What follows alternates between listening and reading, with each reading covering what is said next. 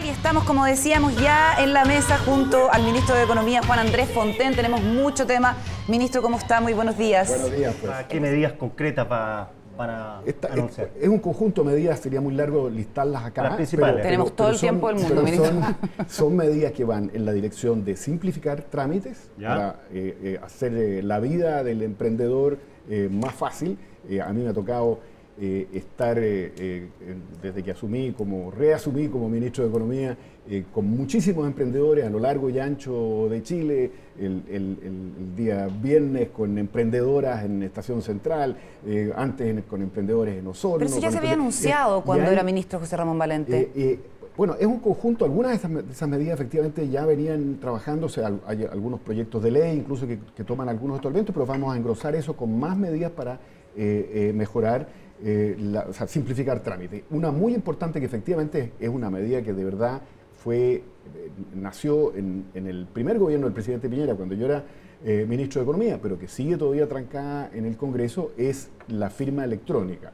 La firma electrónica avanzada es un mecanismo que permite saltarse buena parte de los trámites que hoy día se necesitan hacer frente a un notario. Pero el problema para mí es otro. No es que las cifras de la economía estén fallando. Lo que ocurre es que hay una ola de pesimismo asociada a la marcha de la economía mundial. Y eso a mí me parece que es válido. O sea, yo no creo que eso sea un invento. O sea, efectivamente, la economía mundial ha tenido un giro adverso, que además se ha agudizado en los últimos días. Eso se nota muy dramáticamente en el resto de América Latina, que tiene crecimiento menos del 1%, incluso Perú, por ejemplo, que era una economía que crecía fuerte, se trancó en el último trimestre. De manera que se está notando muy fuerte en América Latina y en todo el mundo. Pero lo importante es que nosotros estamos preparados, creo yo, y ahí donde creo que hay que atender a eso. Si bien vienen tiempos más difíciles, en la economía mundial nosotros tenemos la fortaleza para salir adelante, y yo quiero dar la seguridad en eso, que tenemos una economía sólida y estamos además tomando las medidas necesarias y vamos a tomar todas las que sean necesarias para enfrentar bien una adversidad de ese tipo.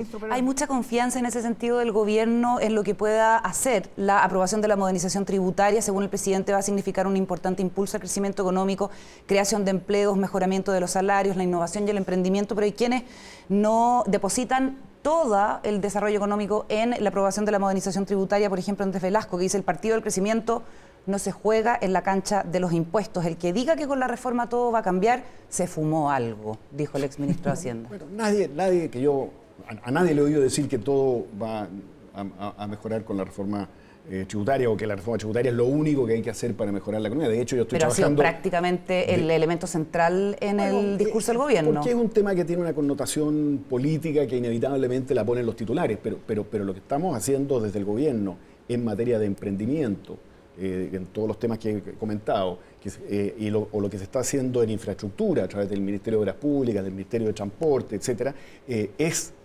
pavimentar el camino del desarrollo y no tiene que ver con la reforma tributaria. ¿Cuánto tuvo que ceder el gobierno para sacar adelante la reforma en la Cámara de Diputados? Bueno, eso es público. Hay elementos que se fueron modificando en las negociaciones que hubo, por ejemplo, con los diputados del Partido Democrático. Así se legisla. Uno no legisla naturalmente consiguiendo el 100% de lo que pretende, pero lo importante es que la reforma que aprobó la Cámara de Diputados coincide en lo central con lo que planteó el gobierno. Ministro, hablemos también de algo que tuvimos como tema central en el primer bloque, que tiene que ver con el cambio climático y los efectos que estamos sintiendo. Emergencia hídrica en varias comunas, en 4 regiones de nuestro país. Esto tiene un efecto en el desarrollo económico. ¿Cómo lo está mirando el gobierno y qué acciones concretas se pueden tomar más allá de enviarles recursos frescos a los agricultores y camiones aljibes a las comunidades que se están quedando sin agua? Bueno, hay medidas así de esas como que son de emergencia, por así decirlo. Hay medidas respecto de cómo reaccionar frente al impacto del cambio climático, por ejemplo, en cuanto a la sequía y lo que es la modificación que presentó el gobierno al Código de Aguas. Dota al Estado de instrumentos muchísimo más eficientes que lo que existen hoy día, muchísimo más poderosos para fiscalizar el uso del agua, para racionar el uso del agua en lugares en los cuales hay falta de agua.